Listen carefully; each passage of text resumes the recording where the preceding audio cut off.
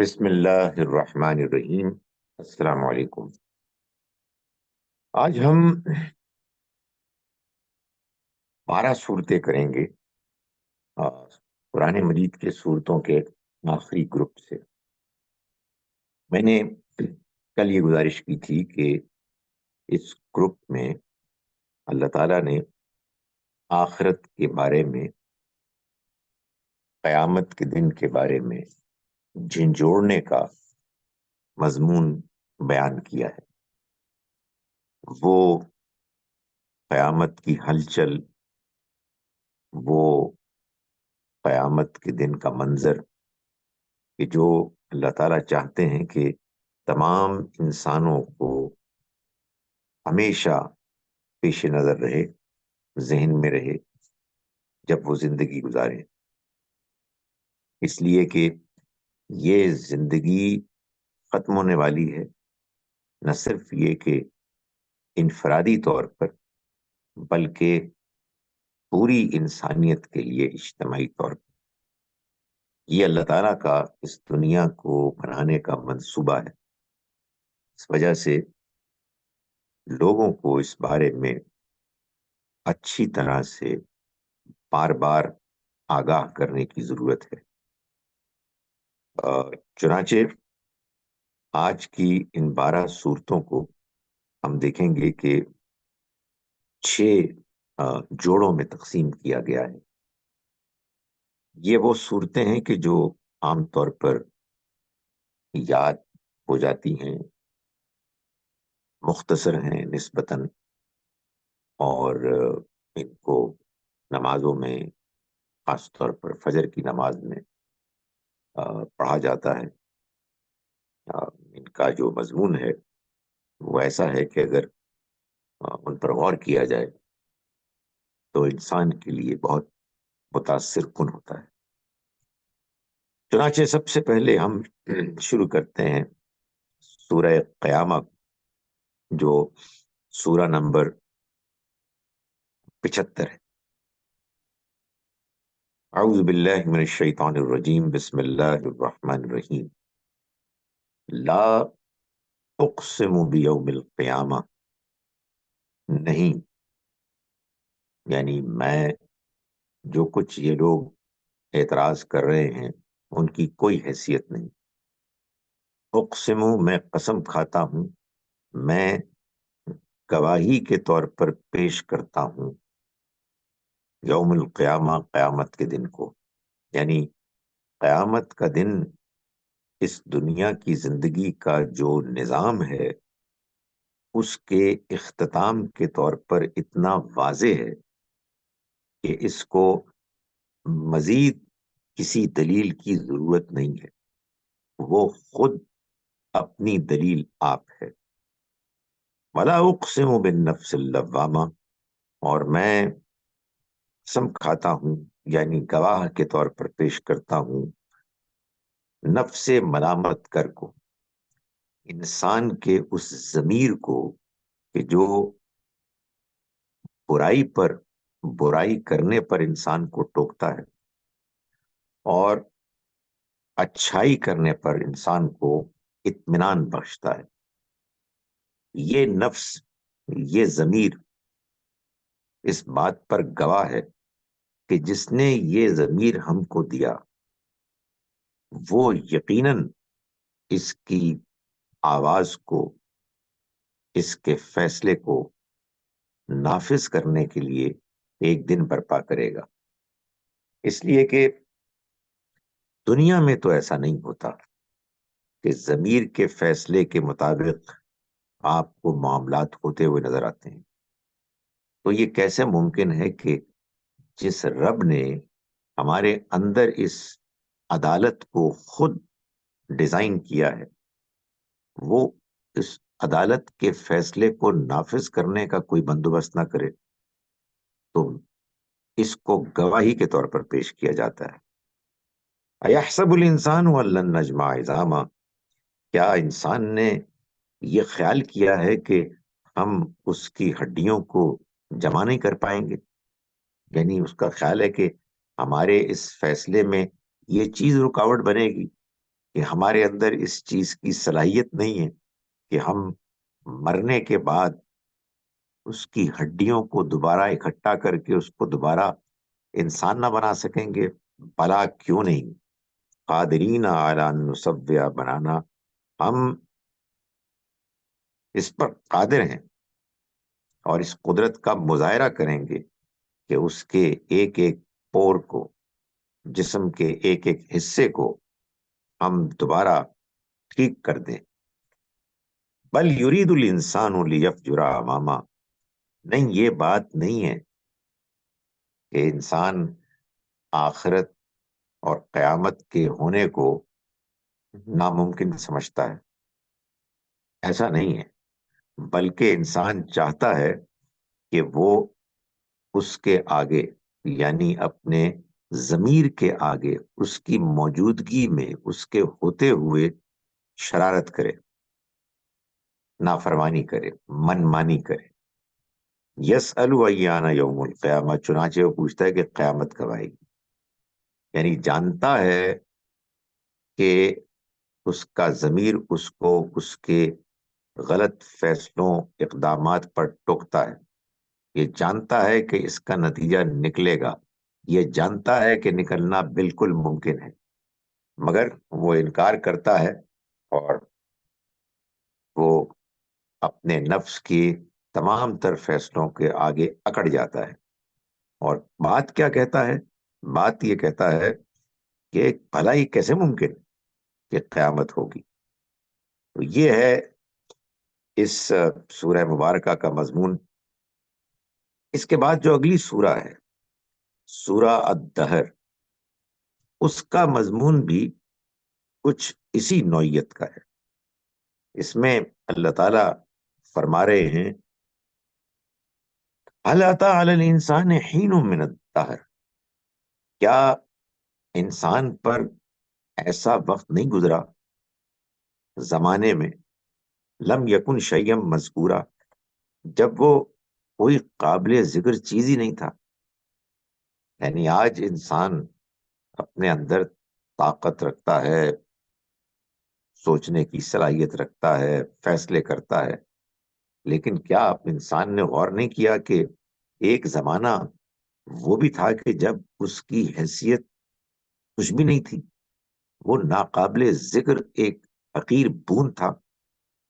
انا خلقنا الانسان من نطفۃ امشاج، ہم نے بے شک انسان کو پیدا کیا پانی کی ایک مخلوط مکسڈ بوند سے، نبتلی ہی، اس کو ہم الٹتے پلٹتے رہے، یعنی رحم مادر میں وہ الٹا پلٹا جاتا رہا، فجعلناہ سمیعا بصیرا، پھر اس کے بعد حیرت انگیز طریقے سے ہم نے اس کو سننے دیکھنے والا بنا دیا، یعنی اس پروسیس سے گزار کے ایک جیتا جاگتا انسان بچہ ہو کر بڑھ کر وہ سامنے آ گیا۔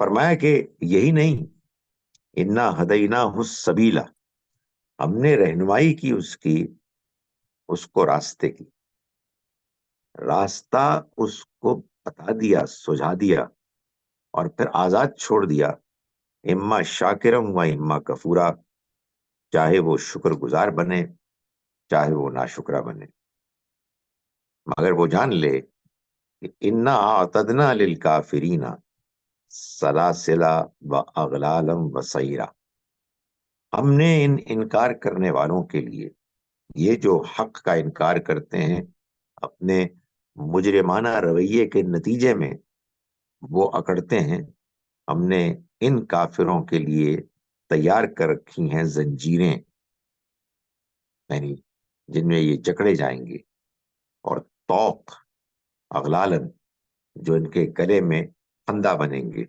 بس سیرا، اور بھڑکتی ہوئی آگ، یعنی یہ آج اپنے آپ کو جس طرح سے آزاد پا رہے ہیں کہ کوئی ان کا پوچھنے والا نہیں، وہ دن دور نہیں ہے کہ جب ان کے ساتھ اللہ کی جانب سے یہ معاملہ ہوگا، تو یہ اپنے آپ کو نہ چنت نہ سمجھیں اور اپنے لیے اس دن کی تیاری کے نتیجے میں کچھ بچنے کا بندوبست کریں۔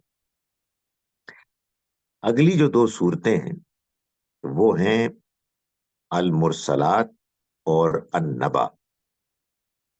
ان میں دونوں میں ہم یہ دیکھیں گے کہ اللہ تعالیٰ نے اسی آخرت کا ذکر کیا ہے کہ جس سے خبردار کرنا ان صورتوں کا اصل مضمون ہے۔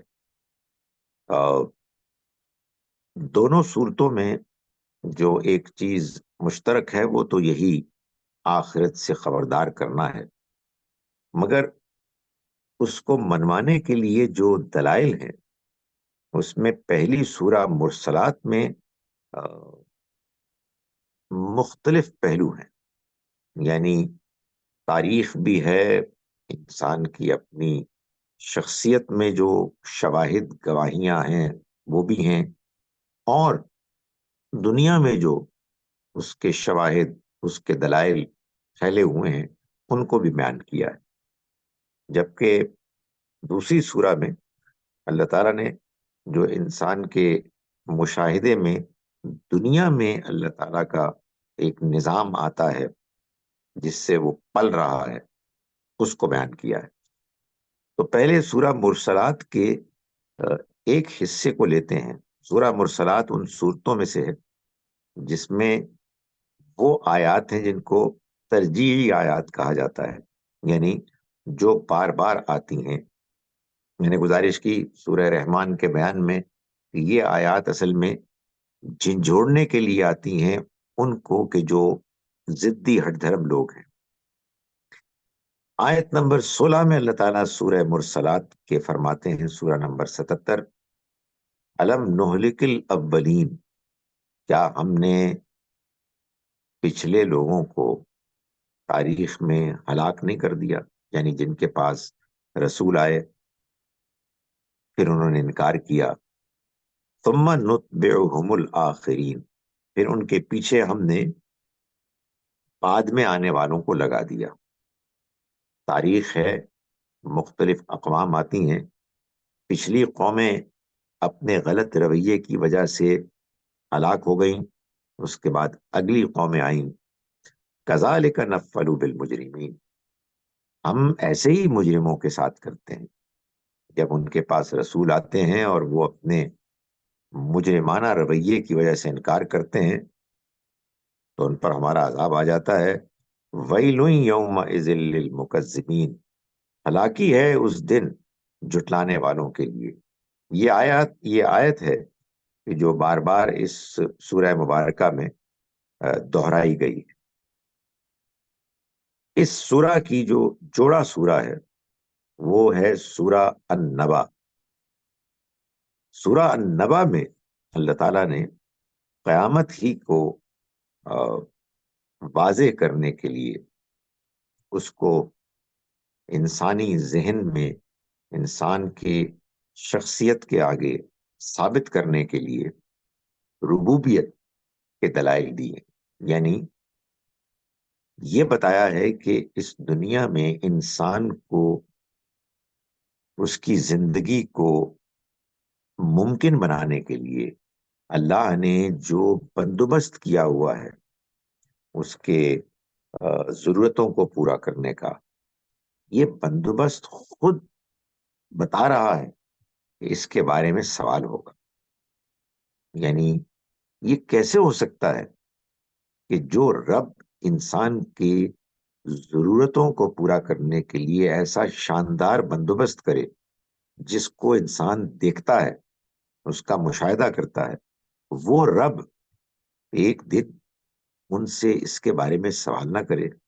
وہی بات کہ جو سورہ تکاثر میں فرمائی کہ ثم لتسألن یومئذ عن النعیم، پھر لازماً تم سے پوچھا جائے گا اس دن نعمتوں کے بارے میں۔ تو وہ جو نعمتیں ہیں ان کا ذکر یہاں کیا اللہ تعالیٰ نے آیت نمبر 6 سے آگے۔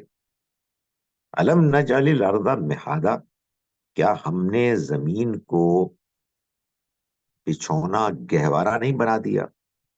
والجبال اوتادا، اور پہاڑوں کو میخیں نہیں بنا دیا، جیسے میخیں ہوتی ہیں ٹینٹس کی، پیگز، اس پر ٹینٹ کھڑا ہوتا ہے، اسی طرح یہ زمین ہے کہ جو پہاڑوں کی میخوں کے سہارے پہ کھڑی ہے۔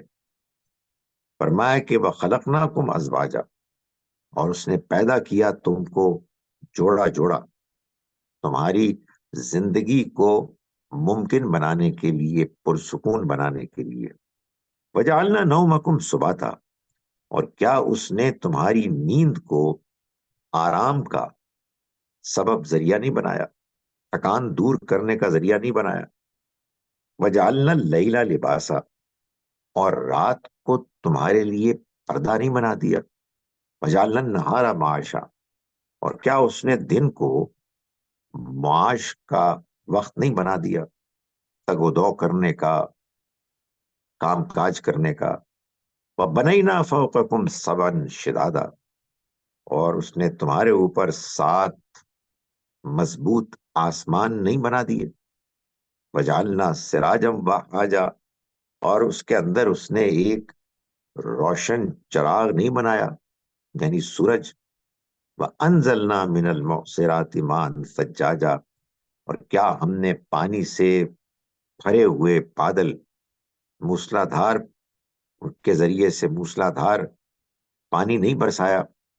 لِنُخْرِجَ بِهِ، تاکہ ہم نکالیں اس کے ذریعے سے حبًّا وَنَبَاتًا، غلہ اور دوسری نباتات، وَجَنَّاتٍ الْفَافًا، اور گھنے باغ۔ یہ سب ہم نے کیا۔ إِنَّ يَوْمَ الْفَصْلِ كَانَ مِيقَاتًا، چنانچہ فیصلے کا دن، اس کا وقت مقرر ہے۔ یعنی مطلب یہ ہے کہ جب یہ سارے کا سارا سامان بندوبست ہم نے کیا تمہاری ضرورتوں کو پورا کرنے کے لیے، تو تمہارا کیا خیال ہے کہ یہ ہم نے بالکل بیکار کیا؟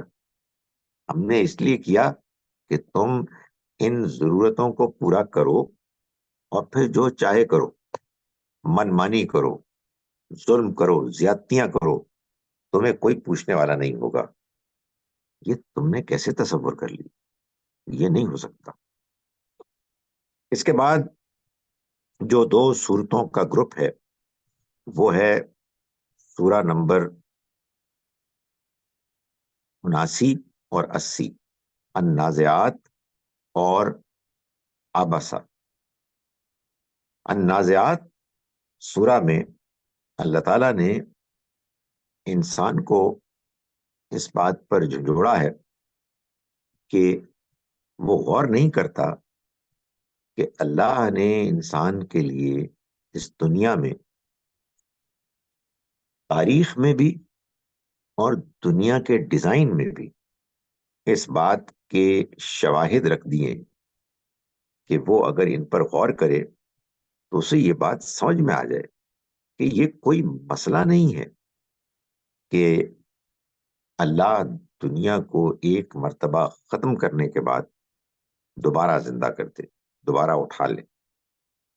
اس کے لیے پہلے تو اللہ تعالیٰ نے تاریخ کے اس اہم واقعے کو بیان کیا کہ جو واقعہ موسیٰ علیہ السلام کی آمد کے نتیجے میں فرعون کے انجام کی صورت میں سامنے آیا۔ فرمایا آیت نمبر 15 میں، هل اتاک حدیث موسیٰ، کیا تمہیں موسیٰ کی سرگزشت نہیں پہنچی؟ اذ ناداہ ربہ، جب اس کو پکارا اس کے رب نے، بالواد المقدس طویٰ، طویٰ کی مقدس وادی میں، اذهب الی فرعون انہ طغیٰ، کہا اللہ نے جاؤ تم فرعون کے پاس، وہ بہت سرکش ہو گیا۔ فقل هل لک الی ان تزکی، اور اس سے کہو کہ کیا تم میں تزکیے کا کوئی جذبہ موجود ہے، اپنے آپ کو ٹھیک کرنے، سدھارنے، سنوارنے کا کوئی امکان تمہارے اندر ہے؟ یہی تزکیہ ہے جو اللہ کے پیغام کا اصل ٹارگٹ، مقصد ہے۔ تو موسیٰ علیہ السلام سے اللہ تعالیٰ نے کہا کہ تم جا کے اس سے پوچھو کہ تمہارے اندر اس کا کوئی امکان ہے؟ وَأَهْدِيَكَ إِلَىٰ رَبِّكَ فَتَخْشَىٰ، اور میں تمہیں تمہاری رہنمائی کراؤں تمہارے رب کی طرف تو تم ڈرو، تمہارے اندر اس کا ڈر پیدا ہو۔ معلوم یہ ہوا کہ اللہ کا ڈر پیدا ہوتا ہے اگر انسان اللہ کو پہچان لے۔ تو وہ پہچان موسیٰ علیہ السلام نے کہا فرعون سے میں تمہیں کرواؤں جس کے نتیجے میں تمہارے اندر خشیت پیدا ہو۔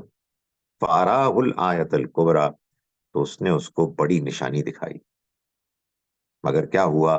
فَكَذَّبَ وَعَصَىٰ، اس نے جھٹلایا اور بات نہ مانی۔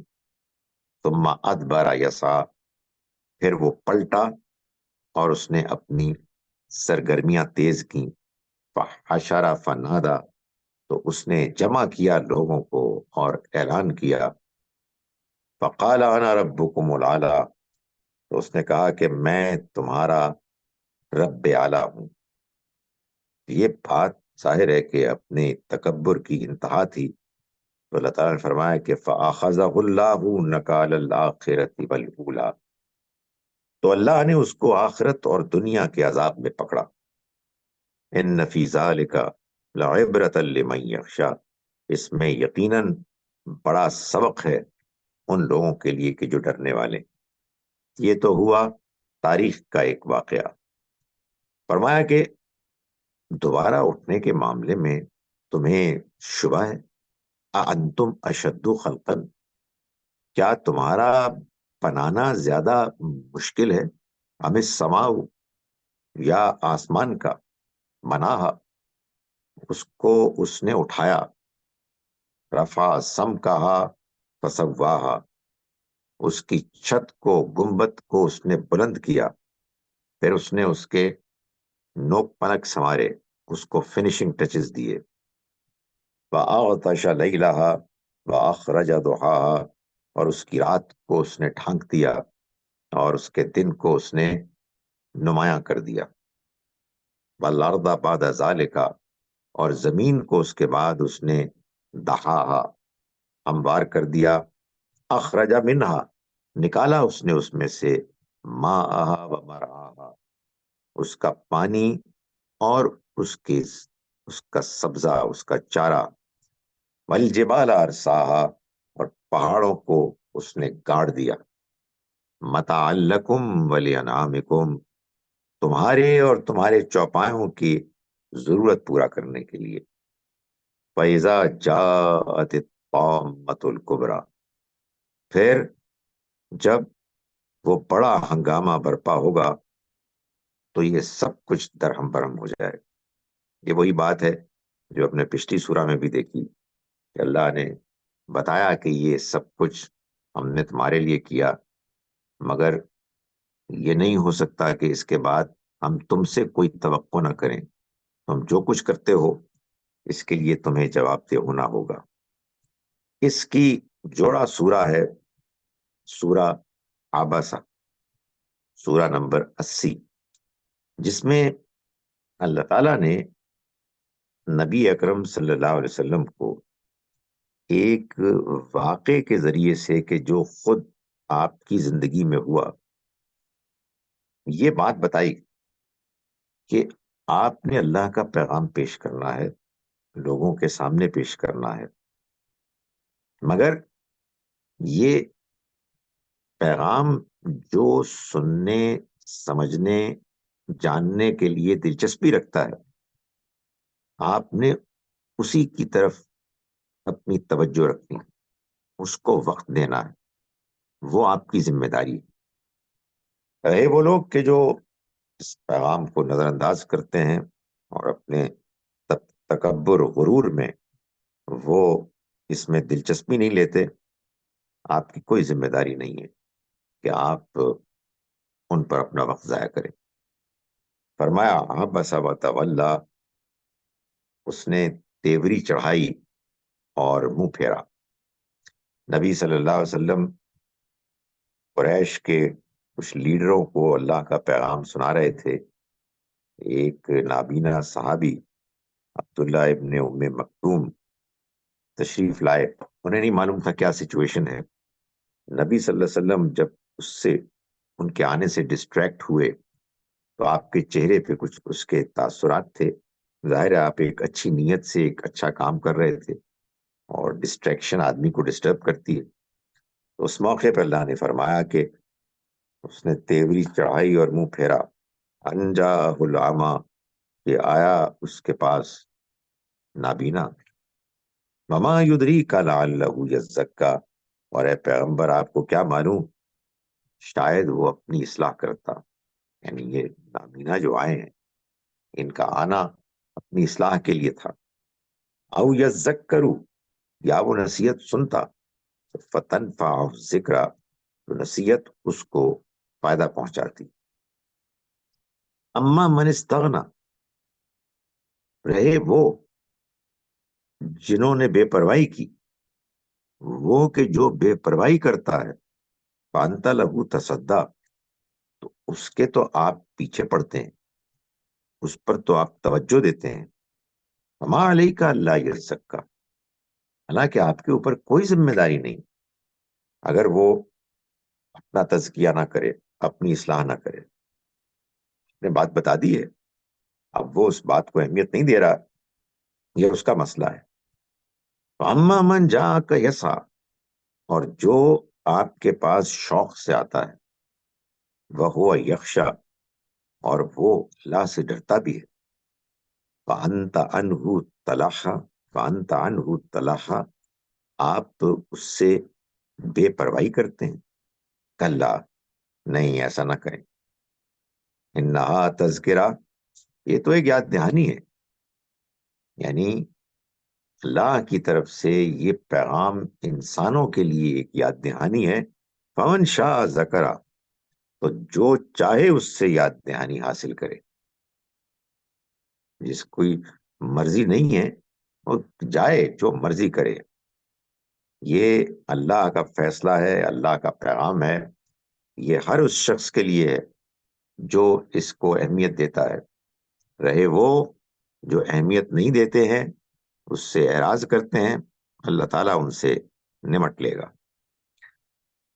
اس کے بعد اگلی دو صورتیں ہیں، سورہ التکویر اور سورہ الانفطار.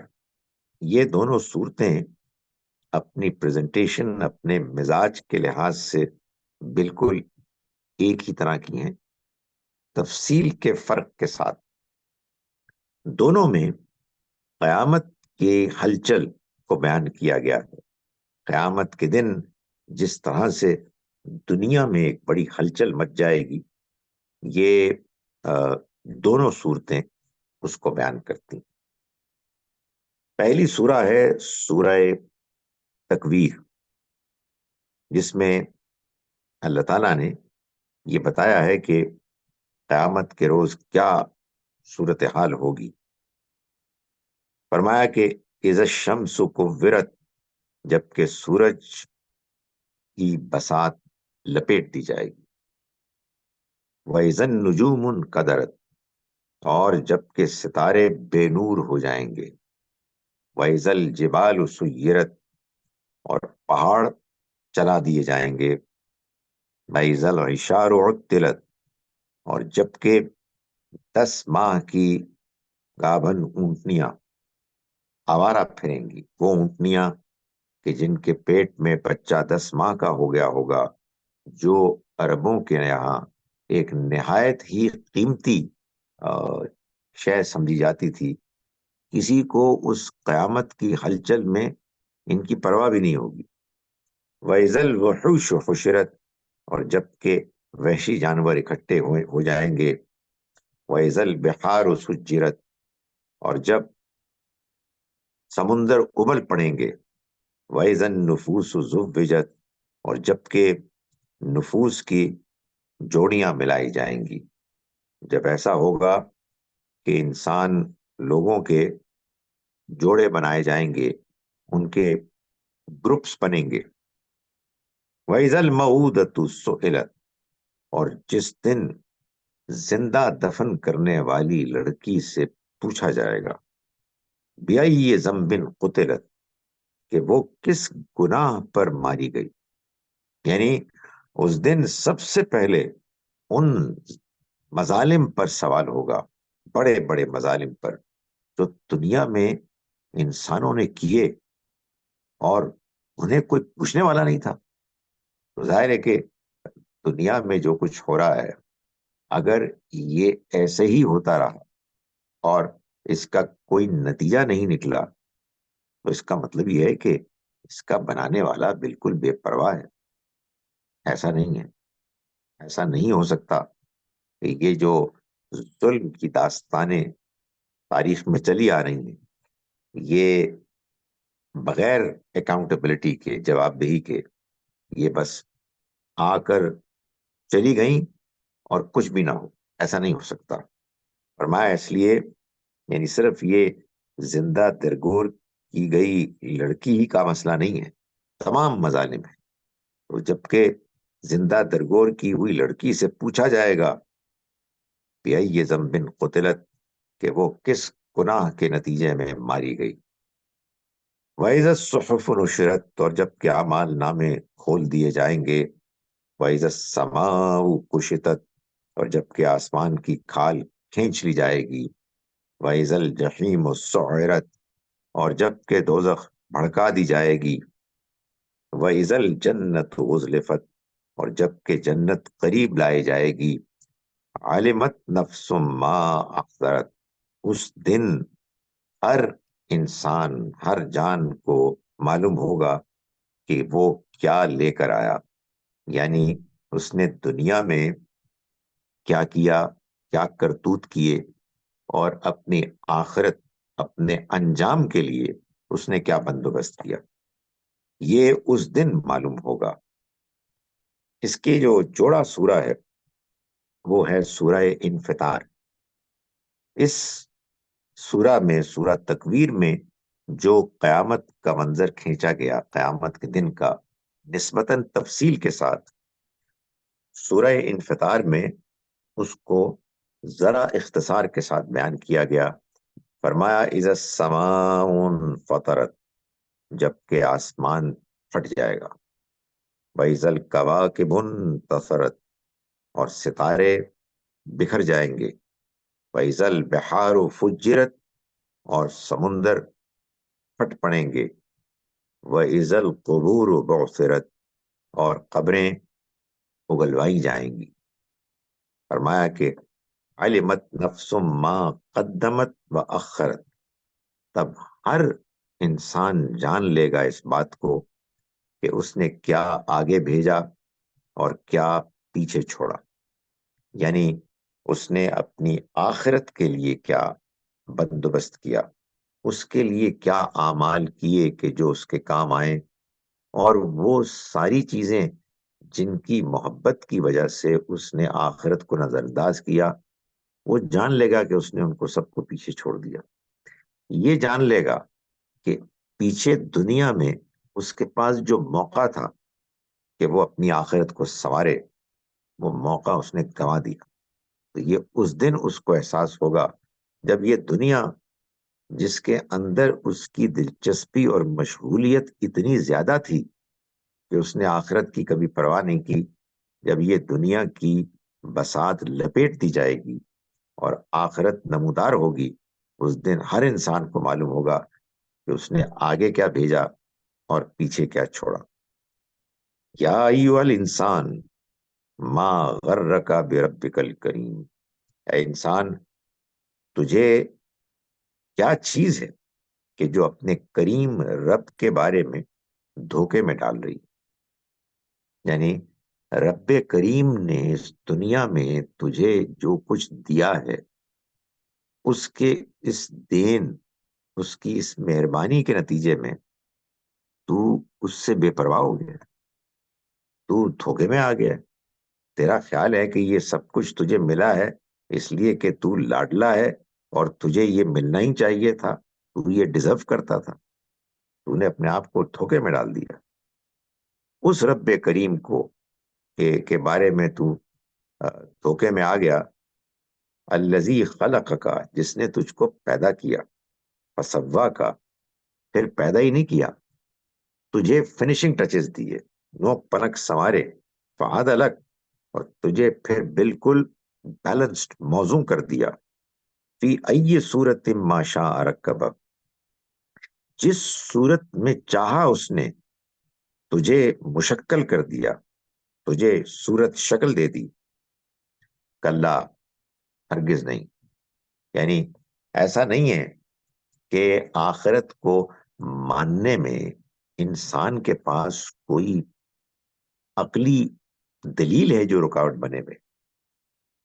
آخرت ایسا نہیں ہے کہ کوئی معقول بات نہیں لگتی، بل تکذبون بالدین، بلکہ اصل بات یہ ہے کہ تم آخرت کو جھٹلانا چاہتے ہو، حساب کتاب کو جھٹلانا چاہتے ہو. یعنی تمہیں دنیا کی زندگی میں جو مزے، نافرمانیاں، خواہشات کی پیروی کے جو موقع ملیں، وہ موقع تمہیں اس بات سے روکتے ہیں، خواہشات کے پیچھے بے لگام جانا، یہ تمہیں اس بات سے روکتا ہے کہ تم آخرت کی پرواہ کرو، تم حساب کتاب کے بارے میں سنجیدہ ہو.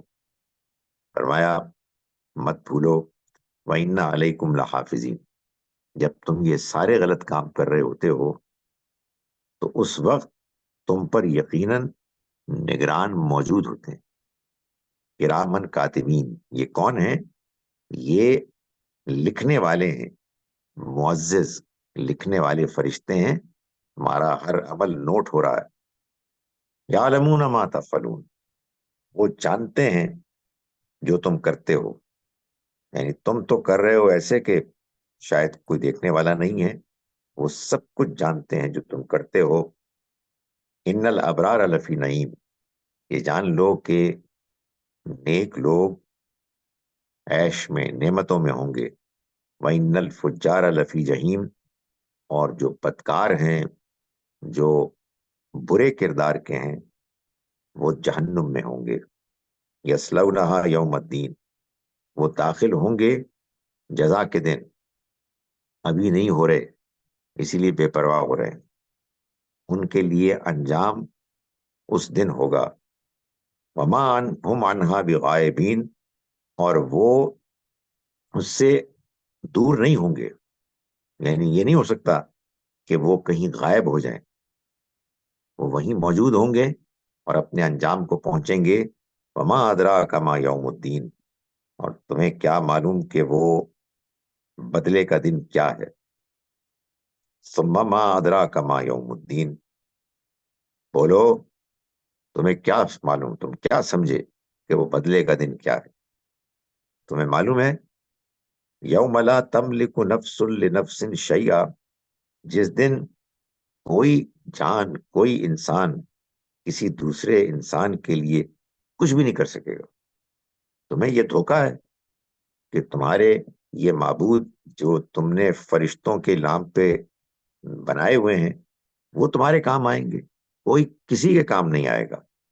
والامر یومئذ للہ، اس دن سارا معاملہ، سارا فیصلہ اللہ کرے گا، اس کے ہاتھ میں ہوگا. اس کے بعد جو دو صورتیں ہیں، جوڑا صورتیں، وہ ہیں سورہ المطففین اور سورہ الانشقاق، سورہ نمبر 83 اور سورہ نمبر 84. سورہ المطففین میں اللہ تعالیٰ نے قیامت کے لازم ہونے کو بیان کیا ہے اس استدلال کے ساتھ کہ دنیا میں انسان جو غلط کام کرتا ہے وہ اس لیے نہیں کرتا کہ اسے معلوم نہیں کہ یہ غلط ہے، بلکہ اس کے باوجود کرتا ہے کہ اس کو معلوم ہے کہ وہ غلط ہے، مگر وہ اس کے باوجود اپنی منمانی کرتا ہے خواہشات کو پورا کرنے کے لیے، فوری دنیا کے فائدوں کو حاصل کرنے کے لیے. تو جب انسان جانتا ہے کہ جو کچھ وہ کر رہا ہے وہ غلط ہے، تو پھر یہ کیسے ہو سکتا ہے کہ اس کو اس پر پکڑا نہ جائے؟ فرمایا کہ ویل للمطففین، ناپ تول میں کمی کرنے والوں کے لیے بربادی ہے، الذین اذا اکتالوا علی الناس یستوفون، یہ وہ لوگ ہیں کہ جو جب دوسروں سے نپوائیں تو پورا پورا نپوا کے لیتے ہیں، جتنا ان کا حق بنتا ہے اتنا لیتے ہیں، مگر وَإِذَا كَالُوهُمْ أَوْ وَزَنُوهُمْ، جب وہ ناپ کر کسی اور کو دیتے ہیں، بیچتے ہیں یا تول کر بیچتے ہیں، یخسرون، تو کمی کرتے ہیں۔ الا یظن اولئک انہم مبعوثون، کیا یہ گمان نہیں رکھتے کہ ایک دن وہ اٹھائے جانے والے ہیں؟ یعنی مطلب یہ ہے کہ بھائی اگر تو آپ کے نزدیک کم ناپ کر دینا، کم تول کر دینا یہ ٹھیک ہے، تو پھر آپ کی باری جب آتی ہے خریدنے کی، تو آپ دکاندار کو اس کا کیوں موقع نہیں دیتے، اجازت دیتے کہ وہ بھی آپ کو کم دے، کم ناپ کر کم تول کر؟ اس کا مطلب یہ ہوا کہ انسان جانتا ہے کہ زیادتی کیا ہے، سرکشی کیا ہے، گناہ کیا ہے، لیکن وہ اس کے باوجود دوسروں کے ساتھ وہ زیادتی کرتا ہے۔ اسے معلوم ہے کہ جب اس کے ساتھ کوئی بدتمیزی کرتا ہے، اس کو جب کوئی گالی دیتا ہے، تو یہ ایک نہایت گھٹیا چیز ہے، لیکن وہ دوسروں کے ساتھ بدتمیزی کرتا ہے، دوسروں کو گالی دیتا ہے، اور نہ جانے کیا کیا بیکار خرافات کی باتیں کرتا ہے۔ اس سے معلوم یہ ہوا کہ انسانی ضمیر بالکل اس بات پر واضح ہے کہ صحیح کیا ہے اور غلط کیا ہے، اتنا واضح ہے کہ اس کا اپنا رویہ اس بات پر گواہی دیتا ہے، لیکن اس کے باوجود وہ کرتا ہے اپنی منمانی۔ تو وہ ایک دن اٹھایا جائے گا ایک عظیم دن کی حاضری کے لیے، یوم یقوم الناس لرب العالمین، جس دن لوگ اٹھیں گے اپنے رب کے آگے، جہان والوں کے رب خداوند عالم کے حضور کی پیشی کے لیے۔ آگے چل کے یہ واضح کیا کہ یہی لوگ ہیں جو فراڈ کرتے ہیں، ان کو پھر توفیق نہیں ملتی کہ یہ اللہ کے پیغام کو مان سکیں۔ فرمایا کہ یہ جو اللہ کا پیغام ہے، اس کو وما یکذب بھی، اس کا انکار نہیں کرتا کوئی بھی، الا کلو معتد اثیم، سوائے اس کے کہ جو حد سے آگے بڑھے اور جو دوسروں کی حق تلفی کرے۔ یہ لوگ ہیں کہ جو اللہ کے پیغام کا انکار کرتے ہیں، اذا تتلا علیہ آیاتنا، جب ان کے سامنے ہماری آیات پڑھ کر سنائی جاتی ہیں، قال اساطیر الاولین، تو یہ کہتے ہیں کہ یہ تو کچھ نہیں، اگلوں کے افسانے۔ کلا، نہیں، یہ اگلوں کے افسانے نہیں ہے، یہ ان کو بھی معلوم ہے۔ بل، بلکہ اصل چیز یہ ہے، رانا علی قلوبہم، ان کے دلوں پر زنگ چڑھ گیا ہے، ما کانوا یکسبون، ان کے بدعمالیوں کا۔ یہ جو فراڈ کرتے ہیں اپنی دکانوں پر بیٹھ کے اور اپنی اور زندگی کے مختلف گوشوں میں، جس میں وہ دوسروں کے ساتھ وہی کچھ کرتے ہیں جو جب ان کے ساتھ ہوتا ہے تو احتجاج کرتے ہیں، تو یہ جو ان کی بدعمالی ہے، غلط رویے ہیں، اس کا زنگ ان کے دلوں پر چڑھ جاتا ہے، جس کے بعد پھر اللہ کا وہ پاکیزہ کلام جو اللہ نے ہر اچھے انسان کے لیے نازل کیا ہے، وہ اس سے محروم ہو جاتے ہیں، یعنی ان کے اندر اس کے لیے دلچسپی نہیں رہتی، بے پرواہ ہو جاتے ہیں، اس کا اثر ہی ان کے اوپر نہیں ہوتا، دل سخت ہو جاتے ہیں۔ اگلی سورہ ہے سورہ الانشقاق، اس میں اللہ تعالیٰ نے یہ بتایا ہے قیامت کے بارے میں کہ اس کی جو ہلچل ہوگی وہ ایسی ہوگی کہ انسان کو جھنجھوڑ دے گی. فرمایا اذا السماء انشقت، جب آسمان پھٹ جائے گا، وَأَذِنَتْ لِرَبِّهَا وَحُقَّتْ، اور وہ اپنے رب کے حکم کی تعمیل کرے گا، اور اسے ایسا ہی کرنا چاہیے. یعنی یہ بتایا گیا کہ دنیا کی ہر چیز اللہ کی تخلیق ہے، اللہ کا حکم ہر ایک چیز پر چلتا ہے. چنانچہ وہ جب اپنے کسی بھی مخلوق کو حکم دیتا ہے تو وہ اس کی تعمیل کرتا ہے، سوائے اس انسان کے کہ جو چونکہ اس کو آزادی ملی ہے اس لیے وہ اپنی آزادی کا غلط استعمال کرتا ہے اور بے پرواہی کرتا ہے. تو فرمایا کہ یہ آسمان جب پھٹے گا تو اس لیے پھٹے گا کہ اس کے رب کا اس کو یہی حکم ہوگا اور اس کو یہی کرنا چاہیے. وَإِذَا الْأَرْضُ مُدَّتْ، وَإِذَا الْأَرْضُ مُدَّتْ، اور جب زمین لیول کر دی جائے گی، تان دی جائے گی، وَأَلْقَتْ مَا فِيهَا، اور وہ اپنے اندر کی چیزیں باہر نکال دے گی، وَتَخَلَّتْ، اور وہ فارغ ہو جائے گی، خالی ہو جائے گی، وَأَذِنَتْ لِرَبِّهَا وَحُقَّتْ، اور وہ اپنے رب کے حکم کی تعمیل کرے گی اور اس کو ایسا ہی کرنا چاہیے. یعنی اللہ کی مخلوق ہونے کے ناطے اللہ کا جو اس کے لیے حکم ہوگا وہ کرے گی زمین، اور اس کو ایسا ہی کرنا چاہیے.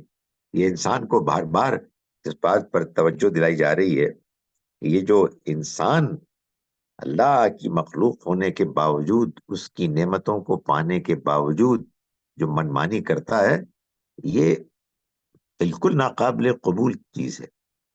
یہ تو پوری کائنات کے مزاج اور اس کے نظام کے خلاف ہے. سو معلوم یہ ہوتا ہے کہ ساری کائنات اللہ کی اطاعت کر رہی ہے، اور اس سے الگ ایک انسان نافرمان ہے کہ جو بالکل دوسری ڈگر پر چل رہا ہے. فرمایا کہ یا ایھا الانسان، اے انسان، انک کادح الی ربک کدحا، تو اپنے رب کی طرف مسلسل محنت میں لگا ہوا چلا جا رہا ہے. فملاقی، تو تجھے اس سے ملاقات کرنی. یعنی مطلب یہ ہے کہ اس دنیا میں تو جو کچھ بھی کر رہا ہے وہ ہو اپنی جگہ پر دوسرے لوگوں کے کاموں سے مختلف، لیکن ایک بات سب میں مشترک ہے کہ سب اسی طرف جا رہے ہیں اور اس سے ملاقات کریں گے. کوئی بادشاہ ہے، کوئی فقیر ہے، کوئی ایک پروفیشن کا ہے، کوئی دوسرے پروفیشن کا ہے، کوئی خوش ہے، کوئی ناخوش ہے. یہ سب دنیا کے احوال ہیں، مگر ایک بات طے ہے، یہ جتنے بھی انسان ہیں جو کچھ بھی کر رہے ہیں، جو محنت، جو مشقت، جو زندگی کے احوال ہیں ان کے، وہ سب اپنی اپنی جگہ پر مختلف تفصیلات کے ساتھ موجود ہیں. مگر ایک چیز سب میں کامن ہے، تم سب چلے جا رہے ہو اپنے سفر میں، اور ایک دن تم اس سے ملاقات کرو گے. یہ صورتیں دو ہوئیں. اس کے بعد ہم دیکھتے ہیں کہ اگلا جوڑا ہے سورہ البروج اور سورہ الطارق، سورہ نمبر 85 اور 86. سورہ البروج میں اللہ تعالیٰ نے اسی طرح سے آخرت کے احوال کو اختصار کے ساتھ بیان فرمایا.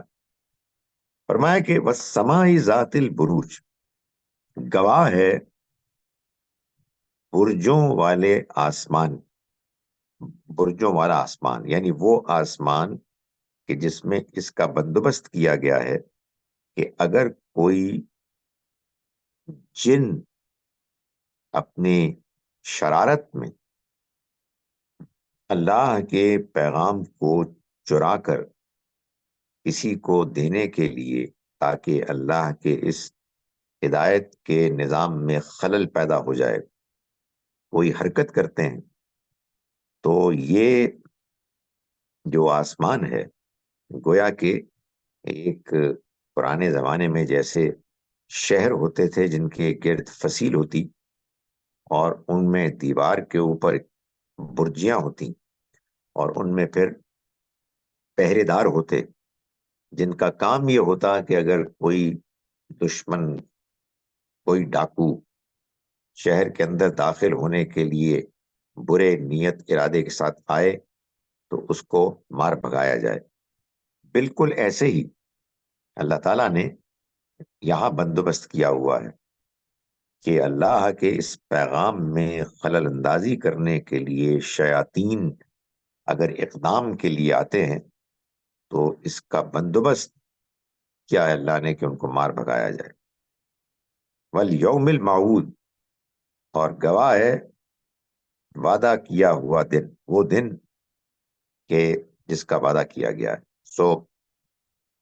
آسمان میں جو بندوبست ہے وہ اس لیے ہے کہ اللہ کا کلام ہر طرح کی در اندازی سے اس کے اندر انٹرفیئرنس کرنے کے امکان سے آزاد ہو۔ اور یہ جو وعدہ کیا گیا دن ہے، قیامت کا دن، یہ گواہ ہے اپنے وجود میں، اور شاہد و مشہود، اور دیکھنے والے اور دیکھنے والی چیزیں، دیکھی ہوئی چیزیں، یعنی وہ کہ جو دیکھ رہے ہیں اور وہ کہ جو چیزیں دیکھی جا رہی ہیں، یہ پوری دنیا، اس میں جو کچھ بھی اللہ نے اپنا ایک نظام بنایا ہوا ہے دنیا کو چلانے کے لیے، یہ سب گواہ ہے کہ قیامت آ جائے گی۔ یہ اسی کا بندوبست کیا جا رہا ہے۔ اس میں جو بھی نظام بنایا گیا ہے وہ اس دن کے واقعی ہونے کے لیے انسان کو گویا کہ مطمئن کرنے کے لیے ہے۔ تو جب وہ دن آ جائے گا تو پھر قتل اصحاب الاخدود، جو گھاٹی والے لوگ ہیں وہ ہلاک ہو جائیں گے، یعنی وہ جو ٹچ ہے، وہ جو گڑھا ہے، اس میں کچھ لوگ ڈالے جائیں گے اور وہ مارے جائیں گے، اپنے کیے کی سزا پائیں گے۔ یہ کیا ہے؟ یہ اصل میں النار ذات الوقود ہے۔ یہ جو خندق نما سزا کی جگہ ہوگی، یہ اصل میں آگ سے بھری ہوئی ہوگی، وہ ایندھن ہے جو اس میں پڑا ہوگا، اور اس ایندھن کو پھر جلایا جائے گا۔ اذ ہم علیہا قعود، جبکہ وہ اس پر بیٹھے ہوں گے، یعنی پہلے وہ اس کو دیکھیں گے باہر سے اور پھر ڈالے جائیں گے۔ وَهُمْ عَلَى مَا يَفْعَلُونَ بِالْمُؤْمِنِينَ شُهُودٌ، اور جو کچھ انہوں نے اہل ایمان کے ساتھ کیا وہ اس کو دیکھیں گے۔ یعنی آج یہ انکار کرنے والے ستا رہے ہیں ان کو، لیکن آگے چل کے یہ ہوگا کہ یہ سب کے سب مارے جائیں گے۔ فرمایا کہ وَمَا نَقَمُوا مِنْهُمْ إِلَّا أَن يُؤْمِنُوا بِاللَّهِ الْعَزِيزِ الْحَمِيدِ، اور انہوں نے نہیں کسی چیز پر غصہ کیا مگر اس بات پر کہ یہ اہل ایمان اللہ عزیز حمید پر ایمان لائے۔ اس کے بعد جو اس کی جوڑا سورہ ہے وہ سورہ ہے سورہ طارق، جس میں اللہ تعالیٰ نے یہ بتایا کہ وہ لوگ کہ جو آخرت کا انکار کر رہے ہیں، انہیں اس چیز کا اندازہ نہیں ہے کہ آخرت کے واقعی ہونے کے دلائل، شواہد، وہ تو خود انسان کی زندگی میں جس دنیا میں وہ رہتا ہے اس میں نمایاں طور پر نظر آ رہے ہیں۔ سو فرمایا کہ والسماء والطارق، گواہ ہے آسمان اور رات میں نمودار ہونے والے، وما ادراک ما الطارق، اور تم کیا سمجھے کہ یہ رات میں نمودار ہونے والی کیا چیزیں، یہ کیا ہیں؟ النجم الثاقب، یہ دمکتے ستارے ہیں۔ ان کل نفس لما علیہا حافظ، اور ہر جان ان پر ایک نگہبان مقرر۔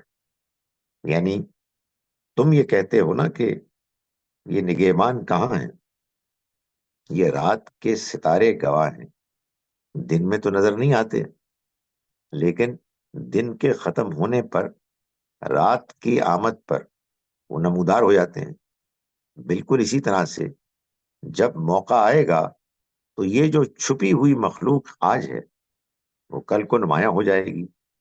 تو کسی چیز کا دیکھا نہ جا سکنا، یہ اس کے نہ ہونے کی تو کوئی دلیل نہیں۔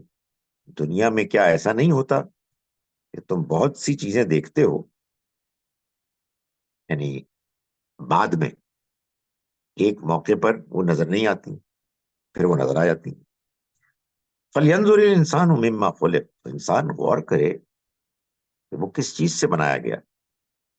خُلِقَ مِن مَاءٍ دَافِقٍ، وہ تو ایک اچھلتے ہوئے پانی سے پیدا کیا گیا، یعنی بالکل حقیر ایک انسان کا آغاز ہے۔ یخرج من بین الصلب والترائب، جو نکلتا ہے ریڑھ اور پسلیوں کے درمیان سے۔ انہ علی رجعہ لقادر، بے شک وہ اس کے لوٹا سکنے پر پوری طرح قادر۔ یعنی جس ذات نے انسان کو اتنی عجیب و غریب طریقے سے، نا قابل فہم انداز میں اپنی قدرت کا مظاہرہ کیا ہے کہ ایک حقیر پانی کی بوند ہے، اس سے ایک جیتا جاگتا انسان بن جاتا ہے، تو کیا اس کی اس خلاقیت اور قدرت پر تم شبہ کرتے ہو کہ وہ دوبارہ موت کے بعد انسان کو کیسا زندہ کرے گا؟ وہ پوری طرح سے قادر ہے۔ یوم تبلی السرائر، جب وہ دن آ جائے گا تو ساری چھپی ہوئی باتیں پرکھی جائیں، ان پہ حساب کتاب ہوگا۔ فما له من قوت ولا ناصر، پھر اس دن ان کے لیے نہ کوئی قوت ہوگی، نہ کوئی زور ہوگا، اور نہ ہی ان کا کوئی مددگار ہوگا۔ والسماء ذات الرجع، اور گواہ ہے آسمان جس سے پانی برستا ہے۔ والارض ذات الصدی، اور زمین جس میں شگاف ہیں، یعنی جس میں یہ صلاحیت ہے کہ اوپر سے پانی برستا ہے، اس کے اندر سے، اس کے شگافوں میں سے پودے پھوٹتے ہیں۔ اسی سے زندگی ہے ہماری کہ جو چلتی ہے، اسی فصل سے، اسی خوراک سے۔ فرمایا کہ انہ لقول فصل، اسی طرح سے موت کے بعد دوبارہ جی اٹھنا یہ بھی ممکن ہوگا۔ یہ ایک بالکل طے شدہ دو ٹوک بات ہے۔ وما ہوا بالحزل، یہ کوئی ہنسی مذاق نہیں ہے جس کو یہ ہنسی مذاق بنا کر ٹال رہے ہیں۔ جیسے دنیا میں زمین میں مردہ ہونے کے بعد اللہ تعالیٰ اس کو دوبارہ زندہ کرتا ہے، اسی طرح سے وہ ان کی موت کے بعد بھی ان کو دوبارہ زندہ کر دے گا۔ انہم یکیدون کیدا، یہ لوگ ایک چال چل رہے ہیں، انکار کر رہے ہیں، مذاق اڑا رہے ہیں۔ وَأَكِيدُ كَيْدًا، اور میں بھی ایک چال چل رہا ہوں۔ یعنی اللہ تعالیٰ فرما رہے ہیں کہ یہ اگر چال چل رہے ہیں تو اللہ بھی ایک چال چل رہا ہے۔ نبی صلی اللہ علیہ وسلم کو فرمایا کہ فَمَهِّلِ الْكَافِرِينَ، اے پیغمبر آپ ان کافروں کو مہلت دیجئے، أَمْهِلْهُمْ رُوَيْدًا، ذرا مہلت دیجئے، تھوڑی دیر کے لیے انتظار کیجئے، پھر ان کا معاملہ پاک ختم ہو جائے گا، ان کو اللہ سزا سے دوچار کرے گا۔ ابھی انہیں دعوت دیں، ان کو آخرت کے بارے میں توجہ دلائیں، ان کو ان کی زندگی کے اندر، اپنی شخصیت میں اور خارج میں جو دنیا ہے اس کے شواہد، اس کے دلائل ہیں، جن سے کہ ان کو آخرت کے ہونے کی حقیقت کو بیان کریں. جب اللہ کا فیصلہ آئے گا تو ان کی یہ ساری اسکیمیں، شرارتیں ختم ہو جائیں گی اور اللہ کا فیصلہ نافذ ہو جائے گا. اللہ تعالیٰ ہمیں قرآن مجید کو سمجھنے کی کلاس توفیق عطا فرمائے. کل کلاس